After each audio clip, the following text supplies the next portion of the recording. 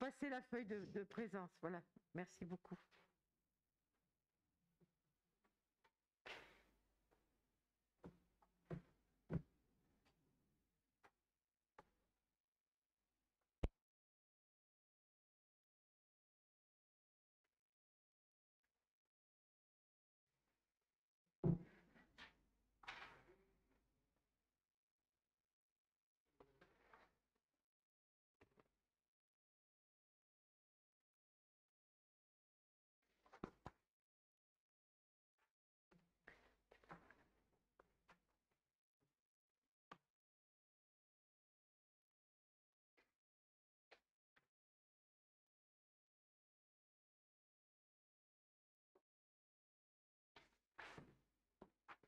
Donc tout le monde est présent, sauf Madame Beltramo qui s'est excusée, Monsieur Isner, je ne sais pas, et Monsieur Siglar qui a fait savoir qu'il ne serait pas là. Voilà. Pouvoir de Madame Patricia Duverger à Madame Agnès Pézère.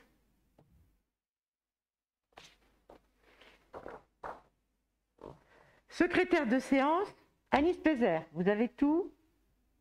C'est bien. Alors, je vais vous faire quelques communications. La vaccination s'accélère. Le totem, plus de 13 300 vaccinations réalisées. La pharmacie des Lumières vaccine sur rendez-vous. Elle l'a fait la semaine dernière et elle va continuer. Elle a à peu près 10 doses, soit tous les 2 jours, soit voilà. Donc elle fait en fonction des doses qu'elle reçoit, mais elle prend néanmoins tous les rendez-vous et elle appelle les gens, ça se passe très bien.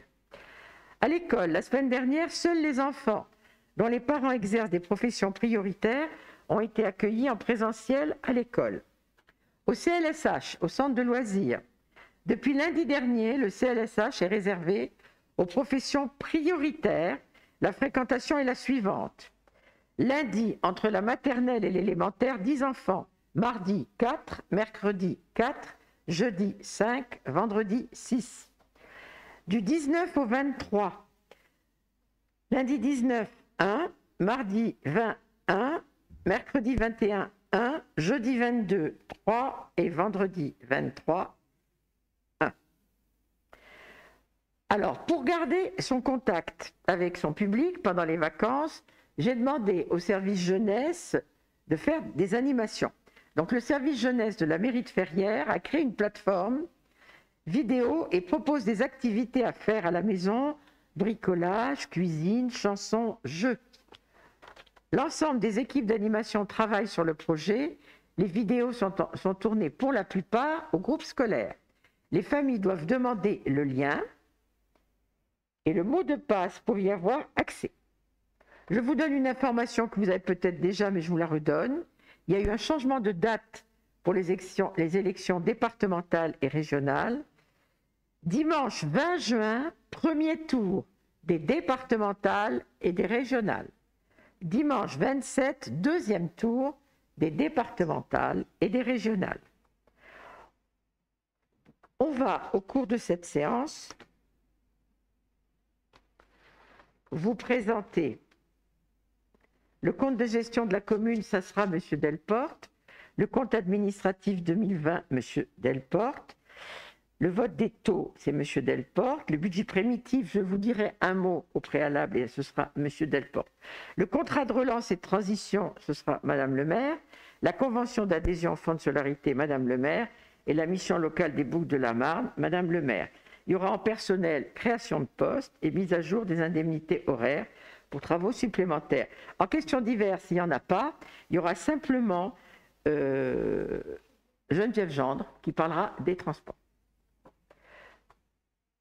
Aujourd'hui, on n'approuve pas le PV parce qu'avec tout le travail que nous avons eu, on n'a pas eu le temps de réaliser. Donc, il vous sera proposé de l'adopter au prochain conseil.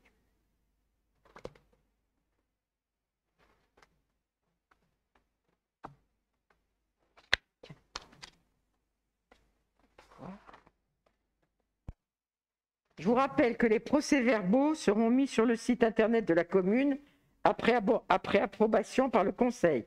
Ils sont mis en ligne systématiquement sous 10 jours. Monsieur Delport, je vous passe la parole pour le compte de gestion de la commune. Je vous remercie, Madame le maire. Bonsoir à toutes et à tous. Donc, on a 4 délibérations concernant le budget et les finances. On va d'abord démarrer par le compte de gestion 2020. Donc, considérant que le budget communal est voté au niveau du chapitre pour la section d'investissement avec des chapitres opérations d'équipement et qu'il a été intégré dans la comptabilité du comptable public sans la notion d'opération, comme stipulé dans le courrier du comptable de Chelles en date du 12 mars 2021. Cela n'a pas d'incidence sur le résultat de l'exercice 2020. Donc le compte de gestion se présente de la manière suivante. On part en investissement d'un résultat de clôture de 2019 à hauteur de 855 196 €. Je vous fais grâce des centimes d'euros. On a un résultat de clôture de l'exercice en investissement de 43 636 €, ce qui aboutit à un résultat de clôture de l'exercice 2020 de 898 832 €. En fonctionnement, partant d'un résultat de clôture 2019 de 1 085 002 €, ayant affecté à l'investissement 2020 600 000 € et ayant également un résultat d'exercice 2020 de 888 990 €, on aboutit à un résultat de clôture 2020 de 1 313 992 €. 1 373 992 €. Ce qui fait en cumul de résultat de clôture 1 940 198, en résultat de l'exercice 932 626 et donc un résultat de clôture à fin de l'exercice 2020 de 2 272 825 €. Donc l'objet de cette délibération est d'approuver les résultats d'exécution 2020 au compte de gestion de la commune, ce compte ayant été préparé par le percepteur. Y a-t-il des remarques, des observations ?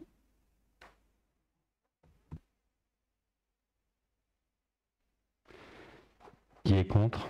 Qui s'abstient? Je vous remercie. Sur le même fil, donc, prochaine délibération, nous devons regarder le compte administratif qui est préparé, lui, par nos services. Donc, on a en dépenses de fonctionnement au titre 2020, on a eu 5 575 882 €. En recettes de fonctionnement, 6 264 872 €, ce qui aboutit à un excédent d'exercice de 888 890 € et un excédent de clôture de 1 373 992 €. Pour le fonctionnement, en recettes, en dépenses d'investissement, donc nous avons eu 985 062 €, en recettes d'investissement 1 028 698 €, partant d'un excédent d'exercice à hauteur de 43 636 € et d'un excédent de clôture de 888 832 € et des restes à réaliser à hauteur de 132 424 €. Nous avons également des restes à réaliser en recettes de 34 440 €. Donc, ce qui aboutit à un équilibre, en fonctionnement. Donc, il est proposé donc d'approuver le compte administratif de la commune qui présentait et décide d'affecter le résultat de clôture de la manière suivante: 500 000 € à l'article 002 en fonctionnement et en investissement 873 992 €. Donc l'objet de la délibération, c'est considérant le projet de compte administratif tel que présenté, considérant le budget communal, considérant que le budget communal est voté au niveau du chapitre par la section d'investissement avec les chapitres opérations d'équipement et qu'il a été intégré dans la comptabilité du comptable public sur la notion d'opération comme stipulé dans le courrier du comptable de Chelles, considérant que ce projet est conforme aux écritures du comptable du compte de gestion par le comptable de la commune à l'exception de l'exécution en section d'investissement des opérations d'équipement. Et après avoir délibéré, donc le Conseil adopte à l'unanimité les éléments précisés. Y a-t-il des remarques, des observations? Je vous remercie. Donc, une précision sur la forme, lors du compte administratif, le responsable de ce compte administratif doit quitter la salle, donc c'est ce que vient faire Madame le maire, et donc nous pouvons délibérer. Voilà. Qui est contre? Qui s'abstient? Je vous remercie. Madame le maire, vous pouvez revenir. Comment?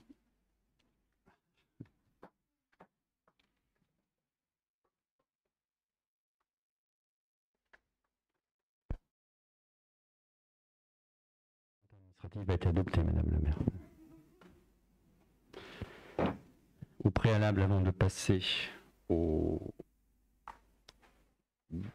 budget primitif 2021, nous allons procéder au vote en conformité, bien sûr, avec le rapport d'orientation budgétaire qui a été présenté lors du conseil municipal précédent.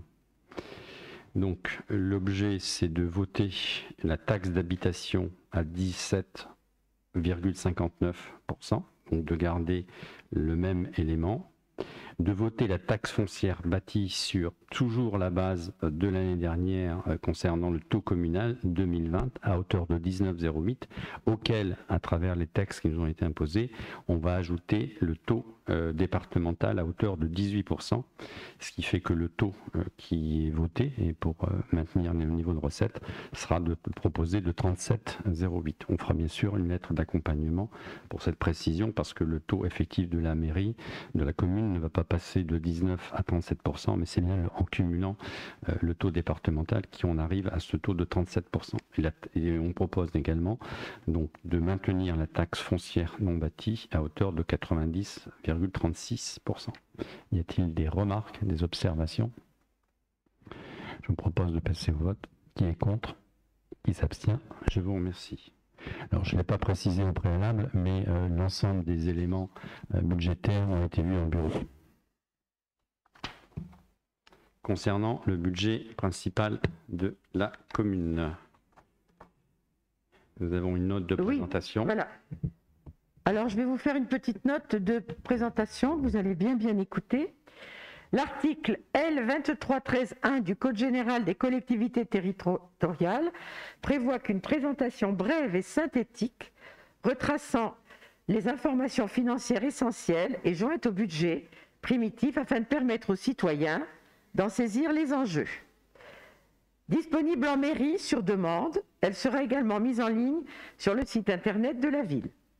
Le budget primitif retrace l'ensemble des dépenses et des recettes autorisées et prévues pour l'année 2021. Il respecte les principes budgétaires, sincérité, annualité, unité, universalité, spécialité et équilibre. Le débat d'orientation budgétaire a eu lieu lors du conseil municipal du 2 avril 2021. Le contenu du budget primitif présenté aujourd'hui est la traduction des grands choix politiques de la commune en matière de fonctionnement et d'investissement. Vous verrez dans les pages, tout ça c'est dans les pages 18, 19 et 20 du débat d'orientation budgétaire. Ces choix sont le maintien des taux de la fiscalité locale depuis 2010, à l'exception cette année de la taxe d'habitation, puisque plus de vote de taux pour cette imposition. Une hausse de la masse salariale encadrée à hauteur de 0,5%, la hausse des charges à caractère général encadrée à hauteur de 1%, le programme d'investissement soutenu avec notamment l'extension du groupe scolaire et la recherche systématique de subventions pour l'ensemble des programmes d'investissement, et l'effort de rénovation des bâtiments existants avec le CEP et le CRTE. Le contexte local, la population de Ferrières est évaluée par l'INSEE au 1er juillet 2021 à 3 516 habitants. Aucune DGF, dotation globale de fonctionnement, ne sera versée à la commune en 2021, et ce pour la 5e année consécutive. Malgré ce contexte, et comme en 2020, la fiscalité locale n'augmentera pas. L'éligibilité de la commune au prélèvement SFRIF, Fonds de solidarité de région de l'Île-de-France, est confirmée. Ce prélèvement devrait se maintenir à 62 254 €. L'éligibilité de la commune à la contribution FPIC, Fonds national de péréquation des ressources intercommunales et communales, reste importante. 84 000 en 2019, 43 589 en 2020, 50 000 en 2021. Au regard du contexte, il s'agit de maintenir un niveau de service élevé pour la commune tout en respectant les règles de l'équilibre budgétaire. La commune souhaite conserver la qualité de service assurée aux habitants tout en donnant la priorité au domaine de l'enfance, de la jeunesse, de la solidarité, du bien vivre ensemble, mais aussi de la sécurité. Monsieur Delporte, je vous repasse la parole.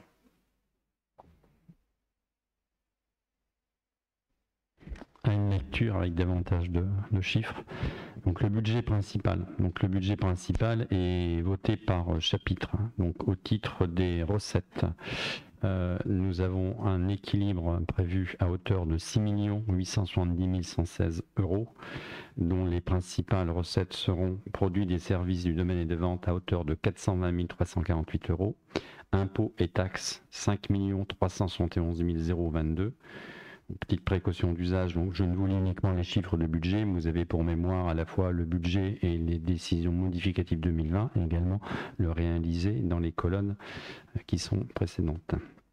Ensuite, en dotation, subvention et participation, nous avons 387 047, en autres produits de gestion courante 103 115 €, et en excédent de fonctionnement reporté 500 000 €. Donc vous voyez qu'à hauteur de...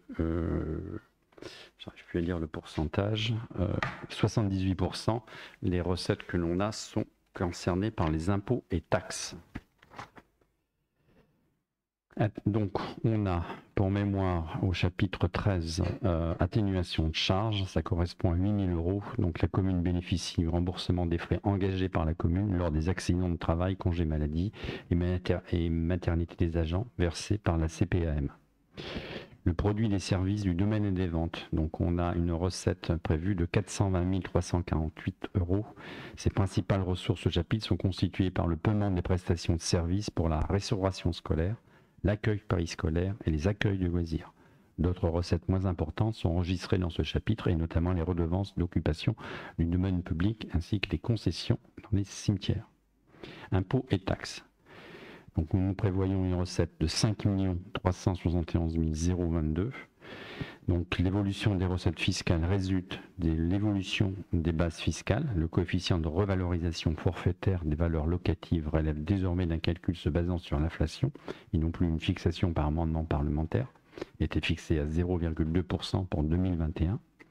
La taxe d'habitation, dont le taux est figé jusqu'en 2022, sera compensé par une redistribution de la taxe foncière sur les propriétés bâties touchées auparavant par les départements. Les bases ont notifié le 31 mars. Une recette supplémentaire de 12 852 a été rajoutée au chapitre 73. Le coefficient correcteur notifié à la commune pour 2021 est de 0,72 56 69. On avait en 2020 pour mémoire 0,70 75. Donc la somme de 5 371 022 correspond à 2 931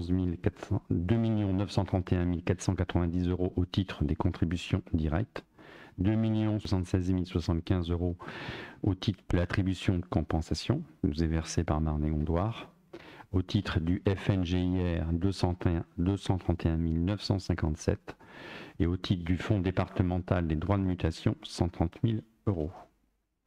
Il est donc proposé au Conseil municipal le maintien des taux d'imposition pour l'année 2021 tel qu'on vient de délibérer précédemment. Un petit élément qui a été notifié après le rapport d'orientation budgétaire, c'est l'état 1259 qui est maintenant définitif. Donc on avait vu lors du rapport d'orientation budgétaire que le coefficient correcteur dit pour les initiés, le COCO, était de 0,70. Ceci dit, on a, et on le voit ici, donc si tu peux une surcompensation de 1 060 000. Voilà, c'est la somme qui est indiquée là. Ça veut dire que comme on a des recettes trop conséquentes par rapport à la moyenne des entreprises, des communes, on nous baisse notre recette au titre de ces taxes-là. Alors que d'autres communes, des fois, ont des plus, mais ça fait partie des nouveaux textes qui sont appliqués. Ensuite, concernant les dotations et subventions de l'État, donc nous prévoyons une recette 387 047 €, La baisse des concours financiers de l'État, qui favorise le regroupement des communes, a abouti sur une suppression totale de la DGF pour la commune. Il convient également de noter dans les recettes significatives la participation de la Caisse d'allocation familiale dans le cadre du contrat enfance et jeunesse pour 180 000 €. Ça correspond donc des aides concernant la crèche, le CLSH et la salle des jeunes. Le fonds de compensation de la TVA, qui s'applique désormais sur les dépenses de la section de fonctionnement liées aux travaux de réparation sur les bâtiments et certains travaux de voirie, une recette est inscrite à hauteur de 50 000 €. Et la dotation de compensation sur la réforme de taxe professionnelle est inscrite à hauteur de 116 607 €. Autre produit de gestion, 103 115 €. Ce chapitre concerne les revenus locatifs. Il s'agit notamment du loyer du château, du loyer des autres bâtiments communaux, ainsi que des remboursements de sinistres à hauteur de 5 000 €. Une baisse des produits de gestion constatée en 2021 suite à la fin du bail du logement situé au groupe scolaire, transformé dans le cadre du projet d'extension, et des loyers des parkings rue Pasteur qui seront vendus en 2021. En produits financiers, nous avons une recette de 49 584 €. Cette recette est comptabilisée pour le remboursement par Marne et Gondoire, la communauté de l'agglomération de Marne et Gondoire, des intérêts d'emprunt de la Maison de la Nature. Et donc on comptabilise à la fois des intérêts d'emprunt dus au titre des années 2018, 2019, 2020 et 2021. Autre produit exceptionnel, donc on prévoit une recette de 31 000 €. Donc la commune bénéficie d'une assurance pour le personnel. En recette, on prévoit notamment un remboursement pour l'assurance groupe indemnisation au 31e jour d'absence à hauteur de 30 000 €. Ensuite, comme on l'a vu précédemment dans l'affectation du résultat, on prévoit donc un excédent de fonctionnement reporté à hauteur de 500 000 €. Il s'agit du résultat de l'exercice 2020, auquel on ajoute celui des exercices précédents. Donc vous avez ensuite pour mémoire les chiffres qu'on a vus lors du compte administratif et du compte de gestion. Les dépenses de fonctionnement. Donc le budget est également par définition équilibré à hauteur de 6 870 116 €. Les principales dépenses sont les charges à caractère général, 2 982 070 €, les charges de personnel, 2 713 600 €, les atténuations de produits, 296 349 €, les autres charges de gestion courante, 184 020, les charges financières, 233 042, et le virement à la section d'investissement, 450 000 €. Donc vous voyez que les principales dépenses concernent à hauteur de 43% les charges à caractère général et à hauteur de 40% les charges de personnel. Concernant les charges à caractère général, donc le chapitre 11, nous avons une dépense prévue de 2 982 070 € qui se décompose principalement en administration générale, 668 664 €. On y titre des bâtiments communaux, 264 410 €. Au titre des bâtiments associatifs, 237 284 €. Au titre de l'accueil des loisirs sans hébergement, 104 510 €. Au titre de la restauration scolaire, 148 400 €. Au titre du groupe scolaire, 284 760 €. Au titre de la crèche, 293 500 €. Au titre des festivités, culture et fêtes, 172 750 €. Au titre de l'éclairage public et de la voirie, 190 716 €. Au titre des espaces verts et de la propreté urbaine, 360 896 €, ce qui fait un total de 2 982 000 €. Au titre des charges de personnel, 2 713 600 €. Les charges de personnel réalisées en 2020 sont en baisse de 7% par rapport à la prévision du budget 2020. Elles sont estimées à 2 713 600 €. L'évolution légèrement à la hausse des charges de personnel est liée à la mise en stage de plusieurs agents actuellement contractuels, au recrutement d'un agent titulaire pour les services techniques, la réalisation des indemnités de fonction, de suggestion et d'expertise, ainsi que le remplacement d'un agent momentanément indisponible. Il est également prévu les changements de grade, échelon et indice des agents titulaires. Conformément aux engagements du mandat, la sécurité reste une priorité avec la transformation du poste d'ASVP en poste de gardien brigadier en 2021. Donc vous avez à la fois un tableau qui précise la répartition par fonction homme-femme, et il y a deux catégories, Donc le tableau sur le haut correspond aux données de 2020, au 31 décembre 2020, et là vous avez un autre tableau qui correspond aux données d'aujourd'hui. Donc il y a une petite variation, notamment dans les pourcentages, c'est normal. Vous voyez qu'on a globalement une très bonne parité. En répartition par filière, donc vous avez à la fois un tableau qui précise la répartition au 31 décembre et puis les évolutions à aujourd'hui. Donc vous voyez que principalement on a beaucoup d'agents dans le domaine administratif, technique et dans l'animation. Le plus important, mais qui correspond à notre politique telle qu'on l'a annoncé précédemment. Au chapitre 14, atténuation de produits, donc on prévoit 286 349 €. Le chapitre 14 en dépenses correspond au prélèvement effectué directement sur les recettes de la commune. La commune reste éligible au Fonds national de péréquation des ressources intercommunales et communales. Cette ressource donc est prévue à hauteur de 50 000 € en 2021. L'éligibilité de la commune au prélèvement Fonds de solidarité de la région Île-de-France est confirmée. Une dépense identique est prévue à hauteur de 62 254 €. Et le prélèvement au titre de la loi SRU à hauteur de 119 140 € est prévu, et ce malgré la sortie de la carence en décembre 2020. Autre charge de gestion courante, donc 184 020 €. On retrouve notamment dans ce chapitre la l'énumération des élus pour 12 mois, les subventions aux associations, un peu moins de 100 000 € en globalité, la subvention au CCAS, la cotisation au CPRH et au SDESM, le remboursement des frais de scolarité pour les enfants hors commune. En charges financières, on retrouve une somme de 233 042 €. Les charges d'intérêt et d'emprunt contractées par la commune sont en diminution en 2021 par rapport à 2020, même si budgétairement elles augmentent du fait de la provision de remboursement d'emprunt à la communauté du Val-Briard. Ce remboursement, donc au titre de la Maison de la Nature, est budgété à hauteur de 314 104 € en cumulant les années précédentes. Les intérêts d'emprunt concernant la Maison de la Nature seront pris en charge par la communauté de Marne et Gondoire, le bien étant transféré à l'intercommunalité. Au niveau du chapitre autres, on retrouve donc en charge exceptionnelle 2 000 € à deux reprises, donc une pour une dotation aux amortissements, et en opération d'ordre 17 000 €. Ça concerne en particulier la Maison de la Nature et l'amortissement qui est dédié. On retrouvera ce chiffre un peu plus loin. C'est une technique comptable qui permet chaque année de constater d'une manière forfaitaire les prestations des biens et de dégager des ressources destinées à les renouveler.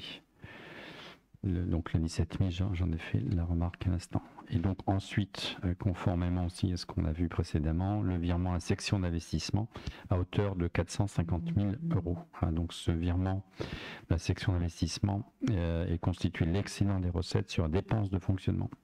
Ce virement constitue l'une des recettes propres de la section d'investissement. L'autofinancement est en augmentation de 13 %. Y a-t-il des remarques ou des questions sur la partie budget de fonctionnement de la commune? Je vais continuer donc sur la partie section d'investissement. Donc là, le budget d'investissement est voté par opération et non pas par chapitre. Donc, en plus de l'autofinancement, coexistent des recettes dites patrimoniales, telles que les recettes perçues en lien avec les permis de construire, taxes d'aménagement, le FCTVA, l'ensemble des subventions sollicitées au titre des travaux auprès des différents partenaires, État, départements, régions, ainsi que la participation d'EPA Marne font également partie des recettes d'investissement. La collectivité a eu recours à un emprunt d'équilibre pour un montant de 250 000 € afin de participer au financement des travaux d'extension du groupe scolaire. Donc les principales dépenses sont les suivantes. Au titre du solde d'exécution reporté avec les restes réalisés de 898 932 €, virement de la section d'investissement 450 000 €. En dotation diverses et réserves, 1 186 958 €. En subvention d'investissement reçu, 826 660 €. En emprunt, 250 550 €. Et en autre mobilisation financière, 109 419 €. Donc le solde au chapitre 01, donc le solde d'exécution reporté, correspond donc à la somme, comme on l'a vu précédemment, de 898 832 €. Le virement de la section d'investissement, on l'a vu également, 450 000 €. La dotation aux amortissements, donc ça correspond au fonds de concours que l'on reprend, donc ça concerne toujours l'abri boisé et la maison de la nature. Les dotations fonds divers et réserves, donc on retrouve en FCTVA, donc c'est un mécanisme de remboursement de la TVA, 132 966 000 €. Au titre de la taxe locale d'équipement et de taxe d'aménagement, 180 000 €. Et en excédent de fonctionnement capitalisé, 873 992 €. En section, en subvention d'investissement reçu, chapitre 13, on prévoit au titre du budget primitif ainsi que des restes à réaliser avec une aide qui viendrait de la DRAC, donc à hauteur de 101 832 €. Les subventions de la région concernant l'église à hauteur de 58 812 €. Des subventions de la région concernant l'école à hauteur de 150 000 €, des subventions du département, toujours, concernant à la fois l'école et l'église, 342 435 €, et autres fonds d'EPAMARN liés donc à l'ASAC, mais qui sera dédié à l'école, 165 000 €, conformément à ce qu'on a vu au rapport d'orientation budgétaire. Au niveau des emprunts, donc on prévoit un emprunt de 250 000 € auquel on prévoit un cautionnement bancaire à hauteur de 550 €. Au niveau du chapitre 27, autre émulation financière, il s'agit du remboursement par la communauté de Marne-et-Gondoire de l'emprunt contracté antérieurement par la communauté de la Briboisée au titre de la Maison de la Nature, pour un montant de 109 419 €. En dépenses de fonctionnement, donc en dépenses d'investissement, merci. En dépenses imprévues, on prévoit 50 000 €. En remboursement des emprunts, 551 170 €. En utilisation corporelle, 502 535 €. Pour la restauration de l'église, 254 610 €. Et pour l'extension du groupe scolaire, 2 366 000 €. Les opérations d'équipement donc, qui ne sont pas annualisées. Donc il s'agit en fait entre guillemets d'une petite rubrique à DRAC où on ne peut pas avoir des programmes parce qu'ils sont relativement petits. Donc on prévoit bien sûr d'acheter des logiciels à hauteur de 15 149 €. On prévoit de l'aménagement et de l'installation générale des bâtiments à hauteur de 130 386 €. Au titre d'une réserve un peu de sécurité, un aménagement et installation générale de bâtiments, 30 000 €. Pour ça qu'on a mis un petit commentaire en rouge là. Au titre des installations de voirie, dont la vidéoprotection, 229 460 €. Au titre du matériel de bureau et matériel informatique, 37 365 €. En mobilier, 14 593 €. Et en autre utilisation, 51 241 € pour les principaux postes, ce qui correspond à un total de 502 535 €. Au niveau des opérations programmées, donc conformément au rapport d'orientation budgétaire, on prévoit la restauration de l'église avec un budget primitif de 221 400 € et des restes à réaliser à hauteur de 33 210 €, ce qui fait un total de 254 610 €. Et au titre de l'extension du groupe scolaire, 2 268 002 €. Et en reste à réaliser 97 998 €, ce qui aboutit à un total de 2 366 000 €. Donc vous avez le détail qui apparaît ensuite. Au niveau des emprunts et remboursements, donc on prévoit de dépenser 551 170 €. Donc le remboursement de la dette en capital est de cette somme, avec dont des remboursements budgétés pour payer le remboursement des emprunts à la communauté de Val-Briard, liés toujours à la Maison de la Nature. Donc pour information, l'encours de la dette est au 1er janvier 2021 de 3 315 648 €, soit un ratio de 943 € par habitant contre 1 050 000 en 2020. Vous avez notamment dans les annexes, pages 82 à 89, le détail de la dette sur la M14 qui nous a été transmise également. Au niveau de l'épargne brute, donc l'épargne brute représente l'excédent des recettes réelles de fonctionnement sur la dépense réelle. En 2021, l'autofinancement est de 450 000 €. Dépenses imprévues. La procédure dépenses imprévues permet de répondre rapidement aux aléas budgétaires sans solliciter une modificative de l'Assemblée délirante. Elle est limitée à 7,5% des crédits correspondants, et donc on prévoit une somme de 50 000 €. Voilà la présentation du budget d'investissement, à la fois en section en recettes et en dépenses. Y a-t-il des remarques, des questions? Bien, mais je vous propose de passer au vote. Qui est contre? Qui s'abstient?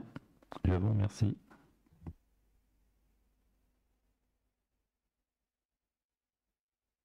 Au travail. Je tiens à remercier d'abord la directrice de service Gaëlle Voiré, mais ainsi que tous les services financiers de la ville. J'y associe tous les maires adjoints parce qu'ils ont travaillé et tous les élus qui ont participé, comme ils le savent, à différents travaux quand on les a convoqués dans différents bureaux. Merci à vous tous pour ce bon travail. Voilà. Merci Jacques, merci Gaëlle, et puis fera part de mes remerciements aux services financiers. Il ne faut pas oublier que derrière tout ça, il y a quand même du personnel.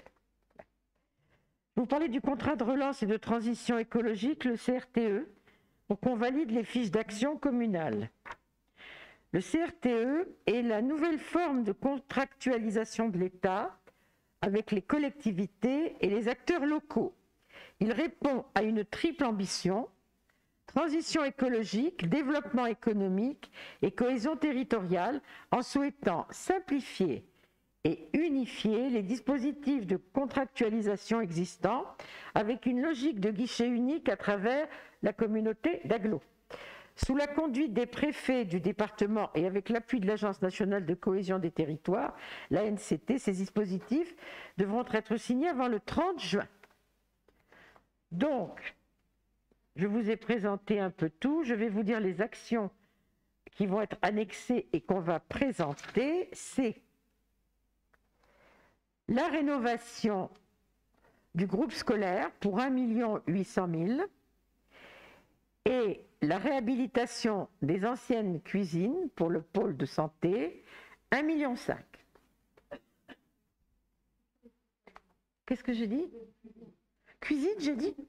Oh, excusez-moi. Les anciennes écuries, pardon, excusez-moi. J'ai dit, non mais vraiment, je recommence. Les anciennes écuries pour accueillir la maison de santé, 1,5 million.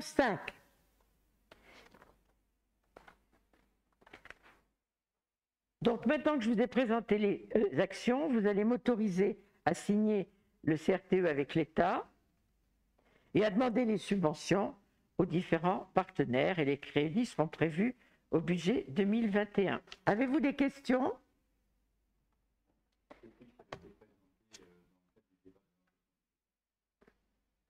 Complément, ces fiches avaient été présentées dans le cadre du rapport d'orientation budgétaire. Vous avez des questions? Personne s'abstient? Personne n'est contre? Merci beaucoup. Alors, je vais vous parler de la convention d'adhésion au Fonds de solidarité logement pour 2021, le FSL. Je vous rappelle que ce Fonds de solidarité logement intervient auprès des ménages en difficulté, c'est très important ça, sous la forme d'aide financière individuelle pour l'accès ou le maintien dans le logement, les aider à payer le dépôt de garantie, le premier loyer, des frais d'installation, la garantie aux impayés de loyer et des dettes de loyer, ainsi que pour le paiement des factures liées aux consommations d'énergie. Le FSL soutient par ailleurs financièrement les structures d'insertion effectuant de l'accompagnement social lié au logement. Le versement de la contribution de la commune s'effectue auprès de l'association Initiative 77 pour le logement en Seine-et-Marne, gestionnaire et comptable financier du FSL. À cet effet, la commune passera une convention d'adhésion pour l'année 2021 avec le département de Seine-et-Marne pour définir les modalités de financement et de gestion de ce fonds de solidarité. Donc, on va approuver la convention, vous allez m'autoriser à signer la dite convention et bien sûr, les crédits nécessaires sont prévus au chapitre 65, article 67 du budget. Avez-vous des questions ? Personne ne s'abstient, personne n'est contre. Merci beaucoup. Alors, je vais vous parler de la mission locale des Boucles de la Marne.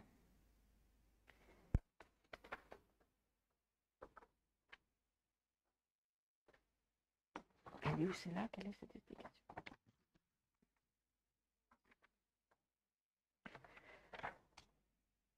Alors, comme il n'y a plus d'agence de Pôle emploi à Ferrières-en-Brie, on a vu les caractéristiques du bassin d'emploi de la commune de Ferrières conduisent la commune à adhérer à la mission locale des Boucles de la Marne basée à Lagny.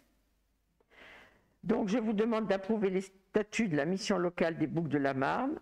On va adhérer à la mission locale des Boucles de la Marne à compter du 1er... On a adhéré, à compter du 1er janvier 2019. Donc on approuve et on autorise le versement de la participation et la dépense sera imputée sur les crédits prévus et vous me donnez pouvoir pour exécuter la présente délibération. Avez-vous des questions ? Personne ne s'abstient, personne n'est contre ? Eh bien merci. C'est un outil très très important ça, qui nous aide beaucoup.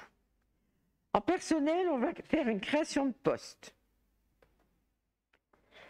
Donc il s'agit, afin de régulariser le tableau des emplois suite à des départs et de permettre l'agrégation directe d'un agent. Alors, je vous explique. Pour les gardiens brigadiers, c'est plus 1, puisqu'on va passer de 0 à 1, ça c'est pour Priscilla. En adjoint administratif principal de première classe, ça passe de 5 à 3, soit une différence de moins 2, parce qu'il y a la suppression du poste de Céline, la personne qui était en urbanisme et qui est partie, et Laetitia qui était à l'accueil. En agent administratif, on passe de 6 à 5, soit une différence de moins 1, puisqu'on supprime le poste de Suprila, que vous retrouvez dans le gardien brigadier dont je vous ai parlé. Et en agent technique, ça passe de 8 à 7, soit une différence de moins 1, suite à quelqu'un qui est parti. Avez-vous des questions ? Des interrogations? Personne ne s'abstient, personne n'est contre? Merci beaucoup. Mise à jour des indemnités horaires pour les travaux supplémentaires, l'IHTS. Les indemnités horaires pour travaux supplémentaires peuvent être versées aux fonctionnaires des catégories B et C, ainsi qu'à des agents contractuels de même niveau. Le versement des indemnités pour travaux supplémentaires est subordonné à la mise en place de moyens de contrôle. C'est un décompte déclaratif contrôlable et néanmoins suffisant pour les agents exerçant leur activité hors de leurs locaux de rattachement. Le nombre d'heures supplémentaires réalisées par chaque agent ne pourra excéder 25 heures par mois.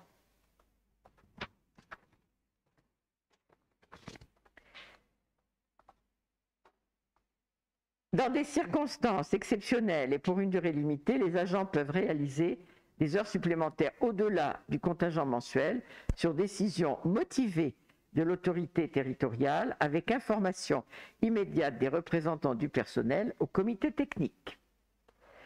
Un arrêté nominatif par agent et pour le mois concernant autorisant le dépassement devra être pris. Les agents qui exercent leurs fonctions à temps partiel peuvent bénéficier du versement de l'IHTS. Leur taux sera calculé selon des modalités spécifiques. Les agents qui occupent un emploi à temps non complet peuvent être amenés à effectuer des heures au-delà de la durée de travail fixée pour leur emploi. Ces heures sont considérées comme des heures complémentaires dès lors qu'elles ne dépassent pas la durée légale du travail hebdomadaire, 35 heures. Elles sont rémunérées au taux normal. Dès que la réalisation d'heures d'au-delà de la durée afférente à leur emploi les conduit à dépasser la durée légale du travail, 35 heures, les heures supplémentaires peuvent être indemnisées par des indemnités horaires pour travaux supplémentaires. La compensation des heures supplémentaires doit de préférence être réalisée sous la forme d'un repos compensateur. À défaut, elle donne lieu à une indemnisation dans les conditions suivantes. La rémunération horaire est multipliée par 1,25 pour les 14 premières heures supplémentaires et par 1,27 pour les heures suivantes. L'heure supplémentaire est majorée de 100% lorsqu'elle est effectuée de nuit et des 2/3 lorsqu'elle est effectuée un dimanche ou un jour férié. Les heures donnant lieu à un repos compensateur ne peuvent pas être majorées. Une heure faite égale une heure récupérée. L'ensemble des emplois de la collectivité présente aux ISTS dans la limite de la réglementation en vigueur. Les indemnités horaires pour travaux supplémentaires sont cumulables avec le régime indemnitaire, tenant compte des fonctions, des suggestions, de l'expertise et de l'engagement professionnel, le RIFSEP. L'indemnité d'administration et de technicité, l'IAT, la concession de logement par nécessité absolue de service, la convention d'occupation précaire avec astreinte, les indemnités forfaitaires pour travaux supplémentaires, IFTS, ou toute autre indemnité de suggestion. Une même heure supplémentaire ne peut donner lieu à la fois à un repas compensateur, à un repos compensateur et à une indemnisation. Avez-vous des questions ? On va passer au vote. Je vais regarder.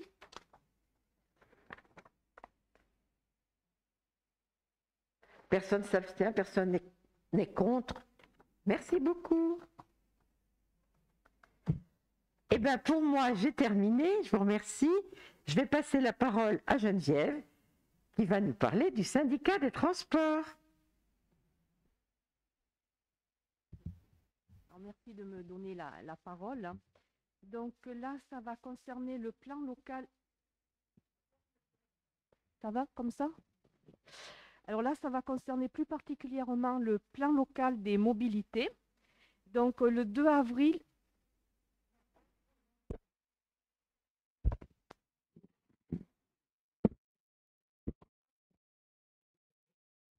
Merci. Ah, c'est mieux. Donc là, cela va concerner plus particulièrement le plan local des mobilités. Donc c'est une réunion à laquelle on a assisté avec Isabelle Bruot.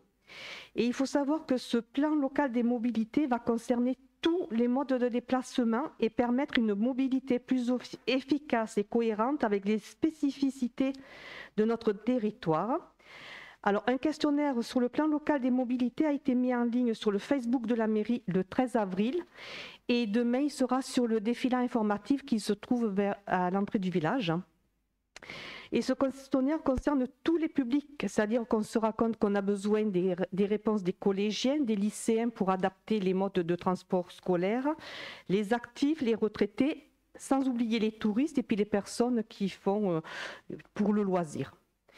Son but est de définir les actions prioritaires et les aménagements envisagés dans les 5 prochaines années, c'est-à-dire de 2022 jusqu'à 2027, afin d'améliorer nos dessertes. Les réponses que vous trouverez donc sur ce fameux Facebook peuvent parvenir au syndicat des transports jusqu'au 9 juin, date à laquelle le questionnaire sera clos. Ce plan local des mobilités des secteurs 3 et 4 de Marne-la-Vallée, porté par le syndicat intercommunal des transports, concerne les 20 communes de l'agglomération de Marne-et-Gondoire, les 10 communes du Val d'Europe agglomération et une commune du Val-Briard. Ce plan local a le soutien financier de la région Île-de-France, d'Île-de-France Mobilité et d'EPAMarne. Un crash test du plan d'action suite au retour du diagnostic et des enjeux sera fait afin de connaître les actions réalisables, c'est-à-dire que tous les questionnaires vont être étudiés les uns après les autres. Les actions qui seront envisagées, il faut savoir si elles peuvent être réalisables.